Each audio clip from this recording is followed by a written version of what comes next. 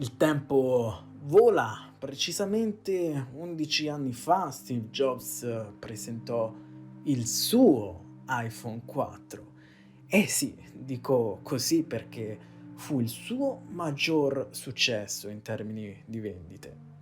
Pensate, in soli 3 giorni dalla data di lancio, nei soli 5 paesi in cui è stato commercializzato, ne sono stati venduti 1,7 milioni, cifra impressionante se si pensa a quegli anni dove lo smartphone era un oggetto nuovo e in mano a poche persone. Il modello portò delle novità uniche e, ad esempio per tutti, posso dire, del corpo, della forma, che dopo anni è stata ripresa sugli attuali iPhone. Posso prendere il display Retina che, secondo Steve, quei 326 ppi superavano il limite della risoluzione dell'occhio umano. Insomma, questo iPhone deve essere sicuramente ricordato. Io ho scelto di farlo con del vetro, del legno e della carta. E infatti questi materiali messi insieme compongono un quadretto perfetto in una stanza dedicata alla tecnologia, che ci rappresenta concretamente dei componenti molto invidiati e che hanno dato strada sicuramente ad altri modelli di cellulare.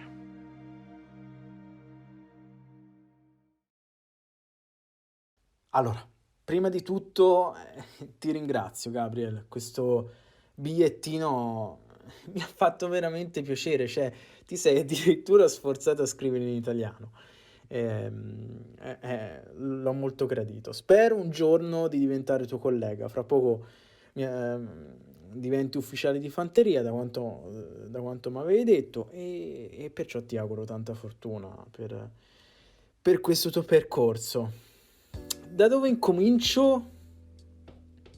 Da qui, con questa frase. This changes everything again. È lo slogan dell'azienda quando lo lanciò nell'evento WWDC del 2010, 7 giugno. Traducendo significa questo cambia tutto. Punto, ancora. Punto. Pare quasi un ossimoro. Comunque, un po' più giù, fotocamera. Grazie, ok. Lo schermo 3.5 pollici, qui abbiamo tutta la dimensione del fronte. Con 3,5 adesso sembrerebbe impensabile, no? Abituati con mattoni da 6 e passa pollici, praticamente il doppio. Come detto poco fa, adotta la tecnologia Retina, il primo melafonino che la possiede. Coi precedenti cambia perché è in alta definizione e ha un numero di pixel 4 volte superiore. Ricollegandomi sempre a quello che ho detto prima, secondo Steve Jobs, i 326 ppi, ovvero i pixel per pollice, superano il limite di risoluzione dell'occhio umano che calcolato visto equivale a 300 ppi. Chiaramente è un display a cristalli liquidi, per precisare la risoluzione è, mi sembra 960 x 640 pixel. Rimangono poi a buon diritto qualità già viste nei precedenti modelli, quindi l'antigraffio, il multitouch e poi per finire il rivestimento con materiale oleorepellente a prova di impronte. Sopra la fotocamera anteriore con solo, pensate, 0.3 megapixel, che oggi tocchiamo addirittura i 40, ma parlo per dispositivi di fascia media.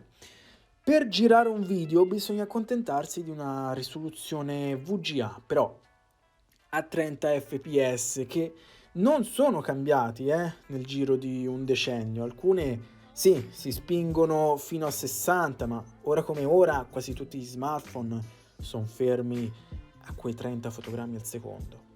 Guardando l'altra, la posteriore, abbiamo 5 megapixel e 720p, quindi si ha almeno l'HD, parimenti 30 fps.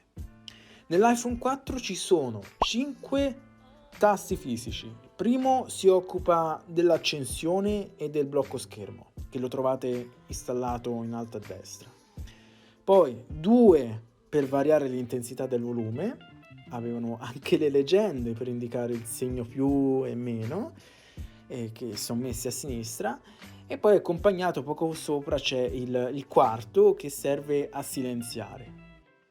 Per ultimo il più iconico, il tasto home, che allora era solamente fisico, senza touch ID chiaramente. Ricollegandomi alla parte audio, 2 altoparlanti a buon diritto in basso e l'entrata per il jack da 3.5 in alto a sinistra, sempre preferito quel posizionamento, lo continuo ancora a dire. Batteria da 1420 mAh, secondo i dati dichiarati da Apple può durare per 10 ore di video, 40 ore di riproduzione audio e fino a 300 ore in sospensione, in stand-by. Ok, siamo arrivati al momento saliente, ecco la parte fondamentale, la scheda madre. Processore A4 con frequenza variabile dinamicamente da 800 MHz a 1 GHz, che è lo stesso usato dall'iPad e dall'iPod Touch di quarta generazione, basato sull'architettura ARM prodotta da Samsung, composto da una CPU ARM Cortex A8 integrato con una GPU PowerVR SGX 535. Questi non me li ricordavo proprio, l'ho dovuti imparare a memoria. E a proposito di memoria, però più che altro ora quella più oggettiva, per la RAM si hanno 512 MB, il doppio rispetto al 3GS e addirittura il quadruplo rispetto al 2G e al 3G. Quella di archiviazione sono stati fatti 2 tagli, rispettivamente da 16 e da 32 GB, includendo 700 MB riservati ai file di sistema. Wi-Fi 2,4 GHz con solo 3 profili. I classici, intendo, sono quelli classici, il B, il G e l'N. Ora ce ne sono il doppio, c'è l'A, e poi non me li ricordo nemmeno. Bluetooth. Pensate, 2.1 come versione, adesso abbiamo la 5.2. A proposito di versione, l'iOS è il 7.1.2. Per chiudere tutto quanto, non voglio far lungo questo video, la scocca è ricoperta dal vetro, come succede anche oggi. E le colorazioni sono 2, quelle classiche di Apple, ovvero il bianco e il nero. Per fortuna le posso confrontare e vi posso dire che io preferisco in generale sempre il nero. Comunque per questo iPhone faccio l'eccezione perché vedo che è più elegante il bianco, non c'è niente da fare. E ultima cosa, la cornice è in acciaio inossidabile che funziona da antenna. La casa di Cupertino ha abbandonato la plastica che c'era nei modelli passati, a questo chiaramente, però questo fatto dell'antenna molti utenti se lo ricorderanno, anche perché anche per un altro aspetto che purtroppo fece insorgere un problema, quello riguardante la connettività. Dai, non aggiungo altro, io vi invito a leggere la pagina di Wikipedia per conoscere di più iPhone 4, ci sono scritte tante cose, fra cui una curiosità sullo spazio. Se intendete acquistare il quadretto, in descrizione vi lascio il sito e la pagina Instagram di Kedrix Frame. Non solo è presente questo modello che vi ho mostrato, ma anche altri, più vecchi e più nuovi. Gabriel è canadese, perciò, dovrete anche pagare la dogana. A me è venuta circa 21 €.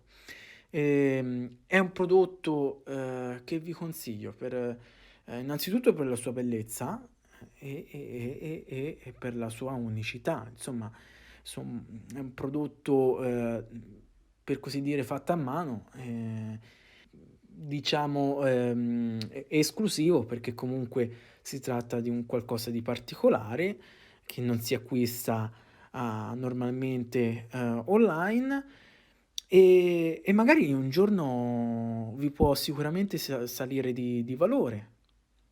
Fra un secolo, chissà quanti iPhone, ci saranno, quanti suoi componenti, e chissà fra 100 anni sempre, ehm, come saranno cambiati, trasformati questi componenti.